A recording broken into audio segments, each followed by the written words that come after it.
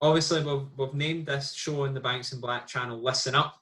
We've always joked around that it was perhaps deriving from a famous Oasis B-side, but happy to be joined by somebody who is very much involved in the Oasis story, certainly in the peak of their power, Mr. Brian Cannon. Brian, how are you? I'm very well indeed. How are you? Not too bad, obviously.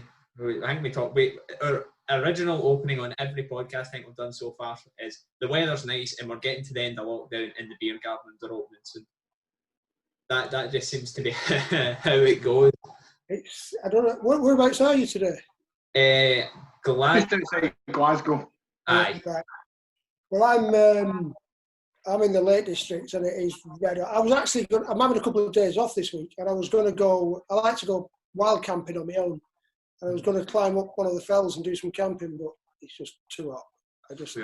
We were talking about that before you came on, didn't you? I just cannot stand camping. Camping literally sounds hellish to me, and that probably sounds a bit odd coming from somebody that's 18. I'm hotel over camping every day. No. If you're not doing it right, if you think like that, you're not doing it right. I tell you, it's the most enjoyable thing going. But it depends how you do it. I do it on my own, on top of a mountain, with fucking nobody there. That's why I like to do it. That's how it should be done. Yeah. Patch that. That's all I can say. Let's talk about the subject in hand then. Aye, cool. So obviously, can you sort of explain some of the things you've done in your career? Well, I mean, in a nutshell, I set up a company called Microdot in 1990 with a specific intention of designing record sleeves for cool bands, and I managed to pull it off against all the odds, and spent the past 30 years working with bands or working with photography and graphic design. I managed to make a living without really having to get a job. I think like, obviously I'm too young to remember that time, but like the sort of late 80s, 90s, obviously when some of your stuff came to the fore, it just seemed to be, my mum and dad have always explained to me, it was just a great time to be alive, you know what I mean? Like house prices weren't very low, music was good. It was amazing. I mean, we could actually make a living doing something creative as well, because the budgets that were available back then were far, I know it's 30 years ago, but I was getting paid more then than what I would do now for doing a record sleeve. And there's various reasons for that, obviously. The internet means that, or the digital revolution means that doing something that would have taken you a week in 1994 even, you could do in half an hour now. So things are cheaper, so budgets have fallen. Because the equipment required to do the job of a graphic designer back in the late 80s cost about 150 grand. So only the big companies could do it, whereas now, anybody with a laptop, there's more graphic designers in the telephone book than there are hairdressers these days, you know what I mean? Because it's just so available, so easy to do. But all a computer does for you, though, is help you make shit faster if you know good. So, it's not any easier to do the job, it's just easier to get involved. I mean, even with things like this, like our podcast and just different things like that just crop up now. I mean, not anybody obviously needs skill, but it's very easy. Like back in your day, you had to go out your way to be a graphic designer, or you had to go out your way to be a podcaster, and now you've got it on your laptop running. Exactly. So, everything's changed, but, it's the same for everybody. So it is what it is, isn't it? Another reason why there's no money in it anymore is because nobody sells records anymore. But then again, that's an internet thing, isn't it? The bands these days make the money out of touring and selling merchandise. So when it comes to actually paying for any artwork, that's last in the line of things that get budgeted for. So it's a dying, if not dead, art. I know there's some of it still going on, but there's no physical. People go on about the vinyl's made a resurgence. I don't think it's made a resurgence. Just because they sell 10 different albums in Asda does not mean vinyl's made a resurgence, So, but, there's other things to be getting on with, isn't there? It's not all about that. So, but things have changed. But like I say, it's the same for everybody. Mm-hmm.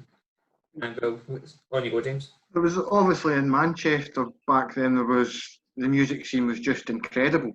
Mm-hmm. I take it you were very much part of that as a fan before you had involvement making album art? Well, that's what got me into it. I mean, I came at this from a fan's point of view. But before the sort of Stone Roses Manchester era, I mean, I was 11 in 1977. It was punk rock for me, so it was Pistols and Buzzcocks.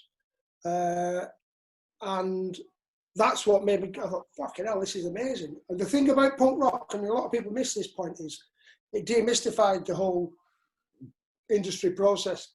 Before punk, the industry was run by big companies, big record companies, you know, multi-million-pound record companies. What punk did was, it was the advent of the independent label. Buzzcocks put out the first single, Spiral Scratch, which is widely accepted as being the first independent release. So I saw what was going on and thought, wow, this is amazing. Like working class lads like me, just the average man in the street can get involved and do something here. So that was the main sort of, so initially I wanted to be in a band and play guitar and be a rock star, but I didn't have the patience to learn guitar. So that idea went out the window. And then I thought, well, I've always been good at art and interested in that. So I thought I'd marry the two together. But had it not been for punk, I don't think I would have ever even considered this as a career, because it just wasn't on the table, you know. Lads from Wigan in the 70s didn't become graphic designers per se. And it was punk that basically opened my eyes to the fact that this was possible. With you mentioning punk there, was there any particular punk albums that the artwork kind of jumped out at you? Going back before that, they all seemed to kind of fit.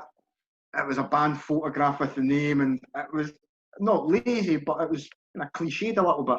Well, alongside Pink Floyd's Gummer, Never Mind the Bollocks is my favourite sleeve of all time, and that's purely typographical, obviously. Now, I'm biased because it's probably my favourite album of all time, and the title's kind of outrageous as well. But, you know, as a 12-year-old kid, when I saw that, I'm like, fucking hell. Before I'd even heard it, you think, you've got to check these guys out, haven't you? You know what I mean? So, but yeah, I think the Pistols artwork generally was, I mean, they only did 4 singles on one album. That's the remarkable thing about it all, I think.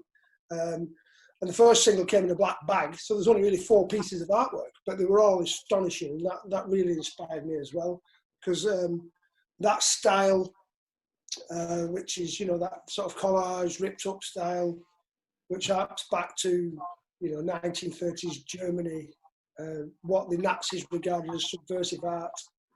That's another interesting point. That's another story, obviously. But yeah, so that was my introduction to it. And then throughout the 80s, you know, we got into the Smiths. Acid House. Acid House to me was as important as punk rock. Again, it's the same thing, wasn't it? Only instead of guitars, it was electronic music, but it was just working class white kids revolution, you know, DIY, exactly the same ethic as punk. Which, you know, when you look to Oasis, it's the same thing over and over and over, isn't it? You know, they were just a bunch of white kids off a working class housing estate, council estate in Manchester, with 5 borrowed guitars who got a band together. You know, nobody's interested. Obviously, the story begins in Glasgow when McGee bumped into them. But it's all very punk rock, isn't it? It's all very do-it-yourself, and the whole story is the same, really. Manchester just seemed to. Why is it always Manchester? Like most iconic British bands, pretty much of like the last 30, 40 years. I mean, 80 to 90% of them are all from Manchester. Well, you know, it's not just Manchester, Liverpool as well, and Glasgow. Well, what they all got in common, they're all very sort of edgy working class cities, aren't they, basically? Where a large percentage of the population, you know, on the face of it, doesn't have great opportunities. So what do? You know, you also see for those same 3 cities, a lot of boxers, footballers, comedians, you know, things you don't necessarily have to have an education to do. Not because people are thick, but because of the social background, their opportunities are limited. So, you know, you don't see many rock and roll bands coming from affluent places like Tunbridge Wells, for example, do you? You know, so it's clearly something to do with the opportunities, and it feeds off each other, doesn't it? You know, if you're in a city like Manchester, there's an infrastructure based around bands. There'll be a lot of rehearsal spaces. People know people in bands. People can borrow equipment from each other. It all feeds off of each other, doesn't it? If you're in a place where nobody's doing it, it'd be very difficult to get anything going. You're in a city like Glasgow or Manchester or Liverpool or London for that matter, I'm sure. It's easier if everybody's at it. Mhm. Obviously, moving on to sort of your stuff, sort of first was the Ruthless Rap Assassin sort of your first break into doing with a proper band. Yeah. Like how did that come about? That came about. This is where this remarkable story begins, because you've got to bear in mind here, right? I was kind of like still at school when I decided I wanted to design record sleeves. This is a guy who's got no contacts, no money, no experience, no equipment, nothing. Yet I set out with this dream to do something that's quite difficult to achieve because the opportunities are limited. And in fact, my tutors at college told me that aiming specifically to do record sleeves was too narrow a vision. You know what I mean? I should just get a job in an agency and then work my way up and see how it goes and make some contacts. And I'm like, fuck that, I want to do this, and this is all I'm doing. And basically what happened was, when I was 18, I did a New York hip-hop style graffiti mural on the side of this wall in Wigan, right? So, I mean, you couldn't get any more obscure, could you? What? I said, what? What's that got to do with it? And this DJ, a guy called Greg Wilson, who's back in vogue again now, he must be nearly 60, Greg, now. He was DJing at a club in Manchester at the time called Legend, which was one of the first clubs in the country to be playing this New York hip-hop, or electro-funk as it was known at the time. This was 1984, this. And he knew that sooner or later this New York hip-hop culture would arrive in Britain, and he was expecting to see the graffiti, obviously, but he thought it would be in Birmingham or London or Manchester. So when he saw it on this wall in Wigan, to quote him, he said he nearly crashed the car. He couldn't believe it. So he's like, he put out a message on the grapevine, who's done this piece of artwork? And that's how I got to meet Greg. And Greg went on to be the manager and the producer of the Rap Assassins. Because the most difficult thing about getting involved in the music industry designing record sleeves is getting in the first door to do it. Because why on earth should a record company, bearing in mind these were big companies then, this was like EMI Records, why should they give an opportunity to an unknown student who had no track record, who didn't know what he was fucking doing, really? Why should they give him a go when they've got some other guy in an office next door to him in London who they've used many times? And then, you know, he knows the crack.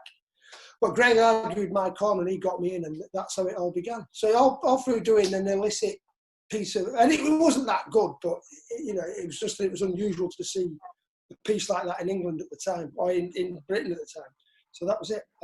Daubing, it said Planet Rock on the side of a warehouse wall in Wigan. That's how it all started.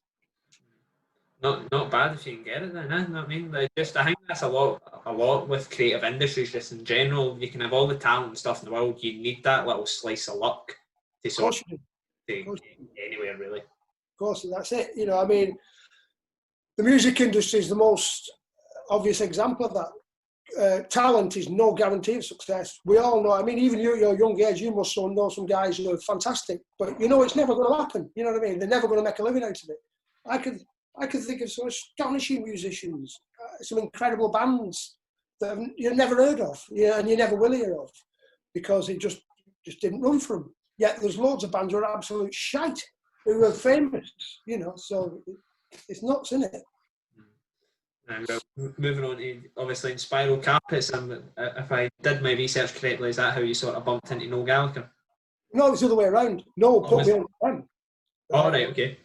Well, that's how I bumped into it. The Inspiral Carpets and myself both had offices in the same building, which is like a converted cotton mill in Manchester. You know the sort of thing where they turn it into wee business units. Right, okay.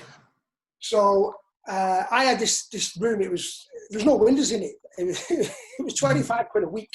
I mean, imagine a design studio with no windows in it. I was just in the dungeons somewhere. But it was cheap, and I had a base to go to. I didn't have a computer. I just had a photocopy and a drawing board. That was it. And in the same building with the Inspiral Carpets, and there was this kid who worked with them, who was their sort of, well, when they were on tour, I guess he was like their guitar tech. And then, you know, he just helped out when they weren't on tour. He was just always knocking about. And we shared a lot of trainers. We got talking to each other about trainers one day. And that's how I met him. And, you know, he's, what do you do? I told him. At that point, I'd just done some early sleeves for the Verve. This was 92.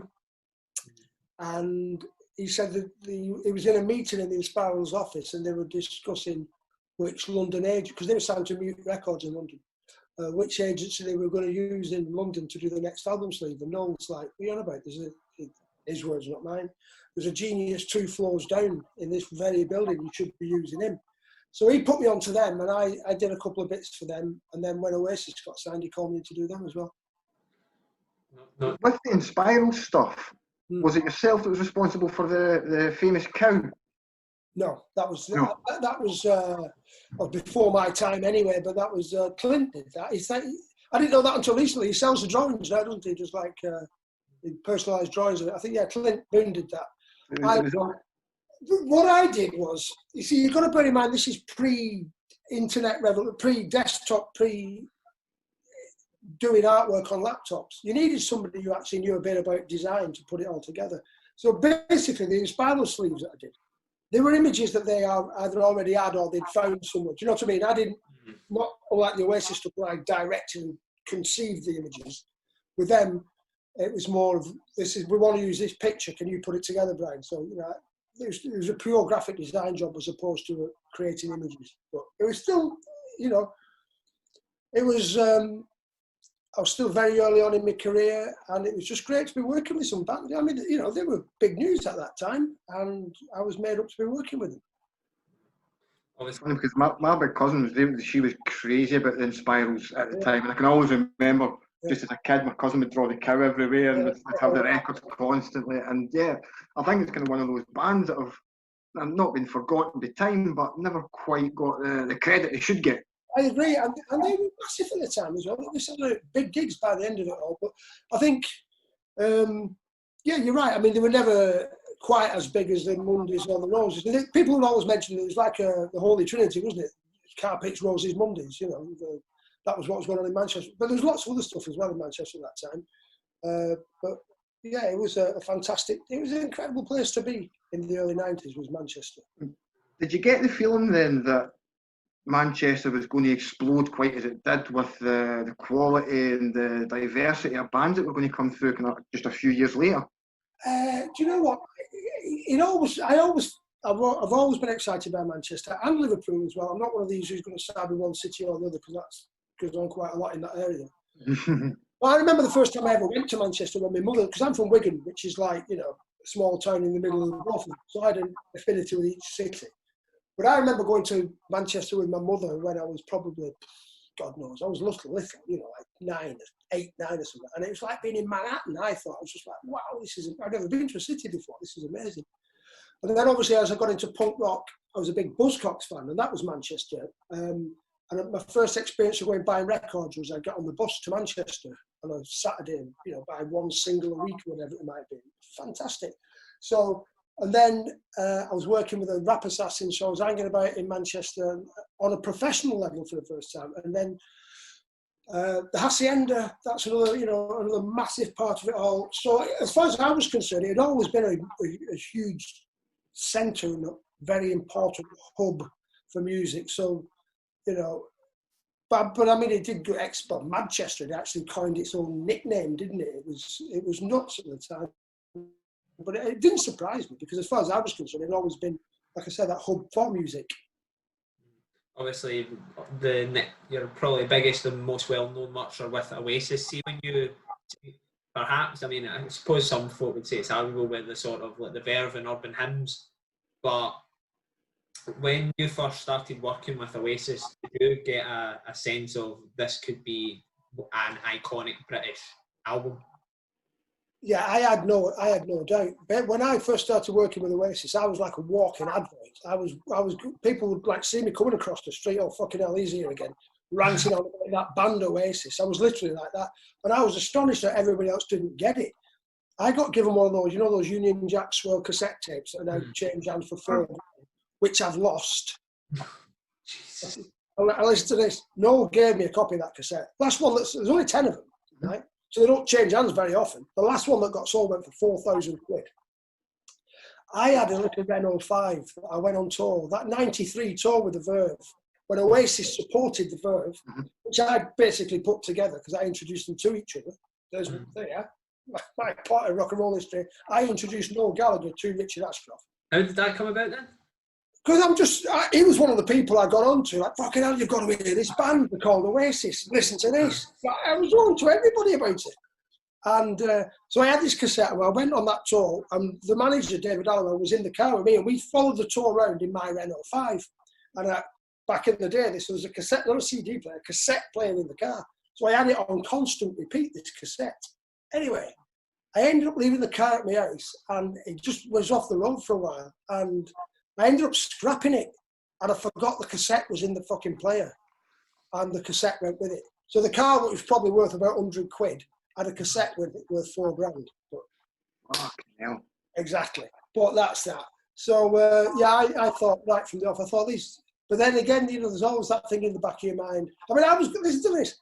I actually said to somebody once, this band will be as big as Led Zeppelin, and I just got laughed out of pubs. People going, "What are you on about?" And I think it's unusual that I should say that I should have picked Led Zeppelin as well, because that's another big. But you think you'd pick other bands, but because of the Nebworth thing, they played Nebworth and so did Oasis, but Oasis did it over 2 consecutive nights, as opposed to 2 consecutive weekends. So you could argue that was probably bigger. So, but people were laughing at me. They told me, bigger than Led Zeppelin. Have you lost your mind? I'm like, no, I think they will be. So I predicted it all along. Well, how important do you think the Oasis's imagery all tied into it? Because obviously the original logo was absolutely iconic. I mean, I grew up in the midst of Britpop, and you had kids drawing it on school jotters constantly. It was everywhere. I think the thing with Oasis was it's one of those rare moments in popular culture where everything just clicked. Everything. The last. I mean, you can literally count on 2 hands for the whole history of rock and roll when that's happened. Beatles, Pistols, Led Zeppelin to a different extent. Oasis. First and foremost, the tunes were infectious. The tunes were brilliant, because with that you can have all the logos and images and attitude and everything you want. If the tunes are shite, you've had it, right? But the tunes were brilliant. You had that added chemistry of the brothers, which that was fascinating in itself. The way that they looked, the fact that they just didn't give a shit. They genuinely didn't. People still think to this day this is something that was cooked up in some marketing department somewhere. I think, fuck, this is, to this day still, people still pull me up with, all this falling out, it's just for showbiz, that, isn't it? They're really good. They're just doing this so they can have a bigger comeback. No, not really. It was all real, all of it. So everything conspired together. The image that I did with them, the music, the way they were, the fact they were so natural, the fact they were funny, the fact that they wanted to be famous. Because at that time, bands were, oh no, we don't care, man. We just want to get on with our art. They're like, fuck off, I want a big house, I want a Rolls Royce, all the rest of it. And everybody's like, yes. Again, it was just like that working. And I don't think it's overplayed. They could never have been a middle class band, could they? It's obvious. And just that aspiration to want to be big was a massive part of the popularity, because people wanted it at that time, and it, like I said, everything just clicked and it was perfect. Did they ever have, obviously you're the chief designer of it all, but did they ever have any input until like the Definitely Face leaving some of the singles and stuff? Well, it was always me and Noel that would meet. It was never the rest of the lads. And it depended. Everyone was different. Noel, some might say, for example, Noel said he wanted all the lyrics to the song in one image. But the rest of the times, he just let me get on with it. Then I would brief a photographer, work with different photographers. But that was the way it worked. I would have a creative meeting with Noel. It would always be just me and Noel. I would then go back to him with some ideas. Nothing ever got rejected because I knew him inside out. I knew there's no point me suggesting to them something that would work for another band because it wouldn't work for them. Do you know what I mean? Nothing ever. It was a fantastic working relationship. Nothing ever got knocked back. Nothing. It was never like, oh no, I don't know about that. Do someone else. It was like, yeah, you nailed it again, because we lived in each other. I mean, we weren't friends beforehand. It's not like I'd known them for years. We became friends as a result of working with each other. And because I had such an understanding of the project, nothing had to get done twice. And So yeah, that was how it worked. I would meet with Noel, we'd have a discussion, I'd go away, come up with some ideas, pitch it back to him, he'd say, get on with it. I would brief a photographer, job done. Noel's famously pretty anti-videos. Was he more engaging, I take it, with the artwork side of things than he was videos? Yeah, well, I think basically, yeah, he was, because if you think about it, the artwork is more associated with the record. Nobody necessarily, unless there's some classic videos that have gone by, so people do go on about them, but you've got the artwork in your hand when you're listening to the record. Another thing is, you can imagine, I don't know if you've ever been on the set of a video, but they tend to, what he had against it was being in the same position, having to sing the same song 50 times. It just seems a bit false. I get where he's coming from, you know. Okay, no, let's try it one more time. And he's like, fucking hell, I've done it 30 times already. So that's why he couldn't be asked with it. And as he famously says, every one of these directors thinks they're directing Apocalypse Now. You know what I mean? So, whereas with me, we just have a meeting in a pub, generally, or around his house or around my house. I get on with it, bring him back the result, jobs are good. So, you know, there's nothing for him to get annoyed about, really. I don't know if it's just see with the sort of, especially the album covers, like they always seem to be quite busy, especially the Oasis one. There's a lot going on it. Like obviously the master plan's one, and maybe he's got a few wee things in there. Was that always sort of your idea? Yeah, that's just part of my style. When I first got into records as a kid, I would be, like I said earlier, I go on the bus to Manchester from Wigan, which is probably a 45-minute hour journey on the bus, and I'd buy me one record that I could afford a week. Now, you know, I only had 50 pence pocket money a week, or whatever it might be. God, it makes me sound old, all this, doesn't it? 50p a week. I'm closer to you than him. Yeah, but when I was 18, I was right, I was doing A-levels. My mum gave me a £5 a week. That was to last me the whole. I had a £5 a week when I was 18. So this was way before it. I was probably about 12 or 13. I had about a quid a week, 50p a week. Anyway, I could afford to buy one record a week.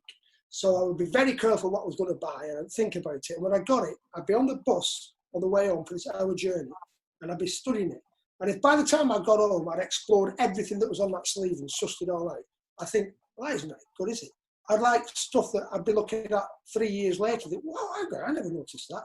And that people still to this day, there's loads of them. And I bet I could get pitched some at you now. If you look on the cover, some might say, you know the one I mean on the railway station, yeah, with the dad with the wheelbarrow, right? If you look at the windows on the station building itself, there's little pictures of Noel's guitars in those windows.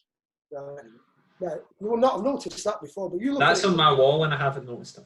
You look at it next time, you see, you know, like the knob on a Gibson, down here, the volume, the circular thing. There's one of them, you know, an F-hole. You know, an F-hole is there's another one of them in one of the windows. And, you know, spotted the F-hole. Eh? I've spotted the F-hole before. And there's one with, like, you know, the machine head with the knobs on the end of the guitar. That's on one of the windows as well. Just little things like that. But, you know, I'm gonna start doing my own YouTube channel explaining all this, because I just presumed people knew. And I saw something on one of the social media channels, and it was about some might say, people like, no way, I didn't realise that. And I was astounded by me. Like, just when we've been doing those Tim's Twitter listening parties, you saw all that lot. I pointed out that on some might say it's Liam on the bridge saluting, and it was like, really? I didn't know that. I'm like, fuck, I thought this was obvious. So I'm going to have to do my own YouTube channel to explain all these things. The Oasis market, it's crazy. Like, you see how, I mean, Liam's stuff, especially the now solo, is flying off the charts. It's amazing. For people my age, like, I don't know if you feel like that, but I think it was very clear, not so much in the early days, but you've got people my age now who adore Liam, Noel and Oasis's work, perhaps just as much as like yourself, James, who lived through that period, despite the fact like we were born years after those songs. It is amazing when you think about it. The coolest guy in town is nearly 50. I mean, it's astonishing, really. I don't think it's ever happened before, has it? I mean, when I was 18, when I was 15, you know, my heroes were 21. They were like Johnny Rotten, you know, people like that who were in, not some guy who's best part of 50. It's like, And I think what he's done is just astonishing how he's pulled it off. And here's another point as well. You know, like, I think Oasis now, they've got to that what I call Beatles popularity, meaning it's never going to die. They're always going to be there. It's crossed a generation now, you know, whereby lads my age, their sons are into it, and on it goes, you know. And if you think, well, that's it, isn't it? You know, you've got to the point now whereby lads who are 18 think Oasis. Oh, that was what I was going to say. If you looked at the Beatles 20 years after, I don't think the Beatles 20 years after the Beatles were as popular as Oasis are now compared to what they used to be. Do you see what I mean? Yeah, I know what you mean. You know, 20 years after the Beatles, what would that have been? 1990. Yes, I mean, I think even with just using the Beatles example, it was only really when Anthology came out, you really seen the big burst again in the kind of modern popularity of them. I mean, there are certain, I mean, I was into the Beatles, but then again, you know, I only got into them late anyway. But so I think what the Oasis phenomenon, well, I'll give you another example. My online shop and my physical shop, we sell not just Oasis gear, but it's just astonishing, the quantity. This is a band that hasn't had a record out for 11 years and hasn't had a proper record out for nearly 20 years. You know what I mean? So some might say. I just think it's absolutely astonishing that the size of this phenomenon, bearing in mind they're not even going. No, no releases that don't stop demo. It's just a thrown away B-side, probably off Standing a Shoulder of Giants, sort of heathen chemistry type folk, and folk went mental for it, went daft for it, for a song that he probably just discarded years ago. I think anything new, any time I come out with an unseen picture or something from my archive on Instagram, 1,000 likes, you know, I mean, it's just mad. I could put on far better pictures of other bands and it doesn't matter. It's just anything Oasis, people are just all over it. It's astonishing, really. It's incredible. I mean, as I said, I kind of grew up as it all happened first time around, and it's been really funny for me to see a kind of a group of kids after me all going through the same cycle I went through in like 95, 96, 97. And it's incredible to see just one band have such an impact. And it's never going to end, you know, because, like I said, it's past the first generation now, so it's just going to keep on going. And yeah, I'll just reiterate that point again. I think it's some achievement for a guy in his late 40s to be the musical hero of kids who are in the teens. I can't think of another example. For me, the closest thing that I've had in terms of my lifetime who I've been able to listen to growing up and watch them sort of rise as the Arctic Monkeys. They're the only ones that even come remotely close to it. Yeah, I agree with that, but you'll notice it's only the real music heads who are 18. Basically, to become as big as Oasis have, you've got to have housewives who don't normally give a shit about music buying the records. Well, nobody buys records anymore, but do you know what I mean? Yeah, right. Got to become as big as Oasis were, you've got to have people who have no interest in music whatsoever, generally speaking, proclaiming themselves to be a fan of that band, right? Now, as great as the Arctic Monkeys are, because I think they are a truly great band, they never reach that peak, and they will never. It'll not cross that generational thing whereby in 20 years' time there'll be loads of people going, Alex Turner is the main man. You know what I mean? Oasis are unique in that aspect. I still use my mum as a barometer for that. She knows who Noel is, she knows who Liam is, but Alex Turner sits a bit too trendy for her. Exactly. You know, like my girlfriend's parents, you know, they're in their 80s. They know who Liam and Noel are. That's it. Well, it's like tabloid level, basically. And you could argue that a lot of that's nothing to do with the music, but I think in this case it is. You know, they became that big because the music was that good. Ultimately, yeah. You know that ultimately that is the bottom line. The first three albums. I don't know goes on about how bad being now is, but the first three albums, and it wasn't just the music. It was just the whole phenomenon. It was astonishing. Just with you mentioning Be Here Now, I know it's the much maligned third album, and I think Noel's kind of revised his thoughts on it. What did you think of it? Oh, it was great. Still do. Always have done. That was Man After My Own Heart. I think it's a fantastic album. Oh, this is a fucking great record. Look at this. I would obviously, I think definitely maybe is the best album, but they're all dramatically different records as well. If you think about it, just the sound of Morning Glory, it sounds like, well, it's obviously recorded by a different person, but the three totally different records, all by the same band, obviously, but they're all brilliant, I think. And yeah, I think what it was more. I don't think Noel ever had a problem with the songs that were on B&O. It was more the production and the fact that it was just that compressed. It is a bit over the top of sound, isn't it? But still, you know, it's a great record. I mean, looking at some of the sleeves, obviously, I know you've mentioned in the past that Some Might Say is your favourite one. Yeah. Is there any other Oasis ones that really jump out to you as being particular favourites? Definitely, maybe, obviously. I think, you know, that's one of the most iconic sleeves of all time, and I'm not allowed to say that because I think it is. You know, I'm not blowing my own trumpet here. It is. Absolutely. What else?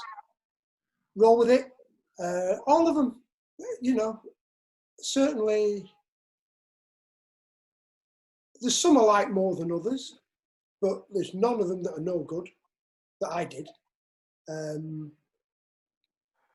Yeah, you know, I think it's a body of work I'm very, very proud of. Imagine. I'm glad you picked the two that are on my wall alongside Nobody Told Me. Which ones are they again?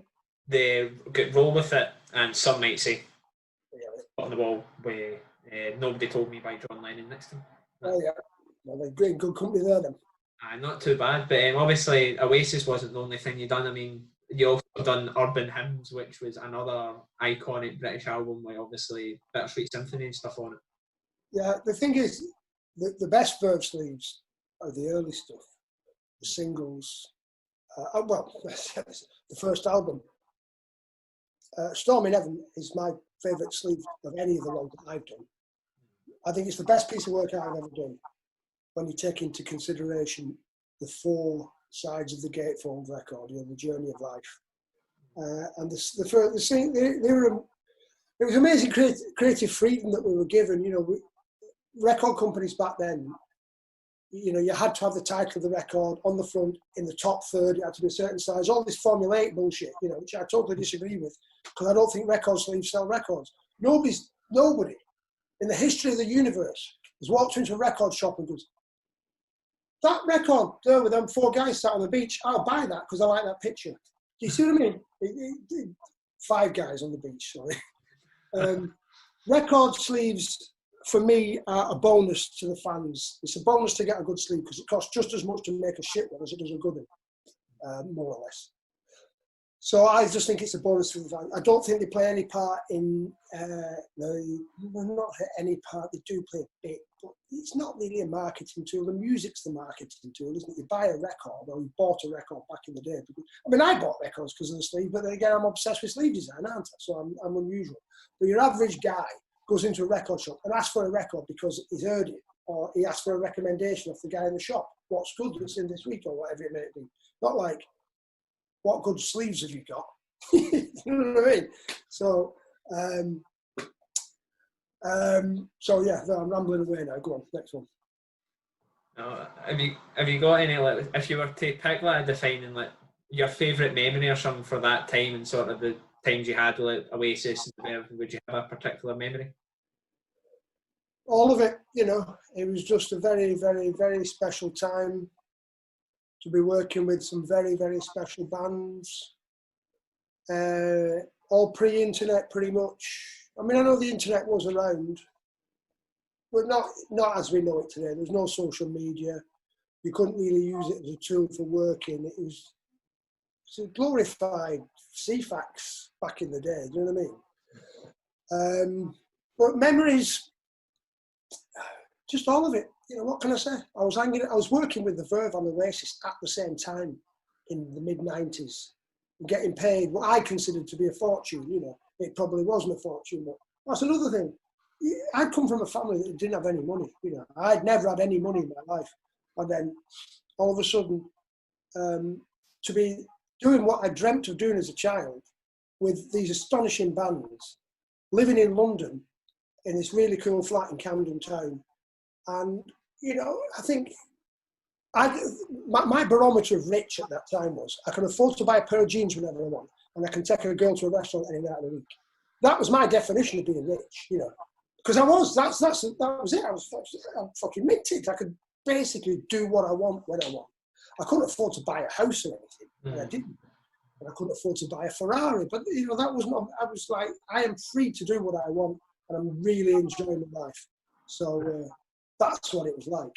Right. Your work had basically bought you freedom in a sense, in terms of. Absolutely, it did. Yeah, and you know, and because I never did what the tutors told me and went and got that job, I always worked for myself. So we could go out all night and get hammered and not go to work till midday the following day because my clients and the people I've been out with the night before. So I wasn't likely to get a phone call for them at 8:30 in the morning asking if I was on the job because they'd been out with us, you see. So it was just a dream come true. It was the most wonderful time. Do you think having that background helped with the band? So obviously being from Wigan and being working class, and you know, it's very similar to Richard Ashcroft and the Oasis guys and everything else. Yeah, absolutely no. You know, we were from the same backgrounds. We all came from northern working class towns, same family backgrounds, same interests. I was a wee bit older. I mean, you know, when you're quite young, if you're 25, somebody who's 19 is a lot younger than you, you know what I mean? So, well, I was the same age as like Noel, give or take. But yeah, I think it definitely helped. And, you know, and I'm also working with bands like Castor and Super Furries and Ash. We're all sort of same working class backgrounds, similar sort of politics, you know, same sort of football team. You know, exactly, you know, it's got a bit of a help, hasn't it? You're not like, you understood each other's heritage, if you like. You know, you understood where everybody was coming from. Everybody come from nothing, effectively. You know, nobody had any privilege or any silver spoon in the mouth action going on, despite the lyric. So, yeah, that definitely helped, I think. Just, I've got a couple of ones to finish off with. Just see nowadays, if you're just out and about and you see like somebody sort of my age, maybe even younger, kicking about with like the logos you've designed like so many years ago now, how does that feel? I go and I tell them. If I see a kid your age in Asda, if I see a kid your age in Asda wearing an Oasis t-shirt, yeah, pal, I designed that. They just think I'm some old weirdo and tell me to fuck off. You know what I mean? That's bold, by the way. I can imagine what my mum would do. Like if a random guy came up to me and went, "I designed see that what you're wearing? I designed that." And my mum, yeah. Right, come on, let's go. Yeah, exactly. Call the police. No, it's wonderful, isn't it? You know, because not only did I have a great time and it changed my life, still affects my life to this day working with them bands. You know, I still dine out on it, obviously, and yeah, what a legacy to leave, you know. And the fact that the younger generation now is all into it. Not that I don't feel old. I still feel like same age. You know, I still nothing's changed for me. I give up boozing a while back, but apart from that, everything's the same. But yeah, it's wonderful to see that the work's still appreciated. I get messages on social media from literally all over the world, from people who've gotten into design or music, or people who are just fans of my work generally. It means the world to me. Of course it does. You know, it's brilliant. Are you still in contact with sort of people from those days in the 90s and people you work with? Oh, absolutely. Yeah, I was right at Bonehead's Ice just before the lockdown started. I did that. Well, he was up in my studio just up here the other week. It was Bonehead. Signing those prints at Tim's Twitter listening party. I saw Simon from the Verve a few weeks back.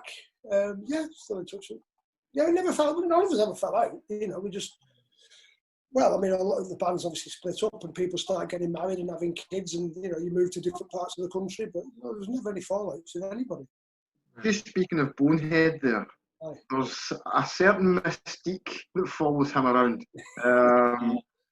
Do you have any good Bonehead shoot stories to share? Bonehead was he was the real rock and roll member of Oasis, the number one rock and roller. He didn't do drugs at all. He liked to drink, but he was the real nutcase. And I'm not going to go any further than that because I mean it's up to him when he wants to tell all the stories. But no, you asked you often see Noel and Liam when asked in interviews. They'll tell you the same thing as well. It was all Bonehead was Oasis. You know, That's the one thing that jumps out, because I can remember the opening of Supersonic, the movie. They discuss that. I think it's Liam just says that he's a fucking crackpot. Fucking and you know that juggernaut pile driver sound, that was Bonehead. And I think a lot of Oasis fans would regard Oasis post Bonehead to be a lesser product. You know, even my dad's 95. He's still going. My dad says it all ended when. That's a popular way. My dad, who's 95, will tell you Oasis ended when Bonehead left. I completely agree with your dad. There you have it. You can even tell, see when Liam solo stuff, obviously Bonehead comes on to do a few of the Oasis tunes, you can tell it gets loud, very, very loud, very quickly. Oasis, it's all about Bonehead. Definitely. I'm surprised at how underrated a musician Bonehead was. Oh, I tell you, this is another thing as well. He's by far and away, there's no doubt, no Gallagher will tell you this, he's by far and away the best musician that ever played in Oasis. It's like, do you ever remember a guy called Roy Castle, or is he before your time? Yep. He could play anything. He could like put a mouthpiece in a bedstead and get a note out of it. Bono's the same. You know, I've seen him play a sitar, which is probably the most difficult instrument in the world to play. He's, you know, all the piano tracks and all the Oasis records, Bono played them. They didn't get session musicians, and Bono played them. You know, was an astonishing musician. Well, we'll need to try and convince him to come on this podcast. Well, you know, madder things have happened, haven't they? Realist, I guess he's very near the top, but I think just to sort of round this off, I think at the end of Supersonic, when you're talking about that, I think maybe not a direct quote, but he basically said like Nebworth was like the last gathering of the people before the internet, before mobile phones. I think that just seemed to sort of encapsulate sort of the 90s, really. Like, Yeah. It's never really quite. It's always, that's not to say everything's been shit since, but that really was sort of the last great gathering for people, and just certainly that era of music. I mean, you can't ever imagine a scenario where it'll be topped, really, can you? You know, like you say, there's nobody stood there at the gig, like, which I find dead annoying. If I was in a band and everybody's like that with the phones, you put the fucking phones away, you know, and watch the concert. But there's none of that going on. Nobody had a phone in their hands. You know, yeah, it was a different time, even though it's relatively recent. And never's a long time, but it'll be a long time before anything like that happens again. So you see, just on your own stuff, what are you doing to keep yourself occupied now? Well, there's a few things that I've got in the pipeline that I can't tell you about. But what else? Yeah, I've opened a little shop in Kendal, haven't I? You know, which is like a little gallery selling my stuff. We did start that last September. That's obviously been interrupted by all this COVID nonsense, so we're just getting that going again. I want to start doing my own Microdot branded stuff. I think I'm at a position now where there's enough people who are interested in what I'm doing to wear a T-shirt. I think it's a kind of cool concept that, you know, design agency becomes a brand in itself, you know, Microdot T-shirts. Looking at that. What else have I got on the go? Like, you know, I'm dying to spit these things out. There's 3 that I can think of, but I can't tell you about any of them. They're not to do with Oasis, so don't think I'm working on a new Oasis album or anything like that. That's not. The internet's hopes are dashed. No, so you know, it's not to do with Oasis. Well, of the fashion, but no, I've got a few interesting things coming up. But if you follow me on social media, you'll see all about them soon. Well, definitely, maybe it'll probably be the answer to the Oasis stuff, but What's that, sorry? Probably a definitely maybe. I am not doing anything to work. I'm not working. Last time I did anything regarding definitely maybe was 2014 when I did the repackaging for the box sets for the remastered stuff. And they've not been in touch lately to do anything. So none of it's Oasis based. But I have got some dead interesting, dead exciting things coming up, which I'll be revealing over the course of this. Yeah, I think pretty much everything that I've got on the go, I will be able to reveal before the end of the summer. Brilliant. Look forward to it. James, have you got anything to add? No, I'm good with that. Well, Brian, obviously, really appreciate your time. Obviously, lived a fascinating career. Obviously, go and check out your Microdot store. You got something? Well, thanks everybody for listening. Obviously, check out Microdot and leave the store description in our description for you, so you can obviously check out all of Brian's stuff and all your work you're doing just now, and obviously keep up to date with his socials so you can see all these new projects they'll have out over the course of the coming weeks and months. Subscribe to us on YouTube, Podbean, and until next time, take it easy.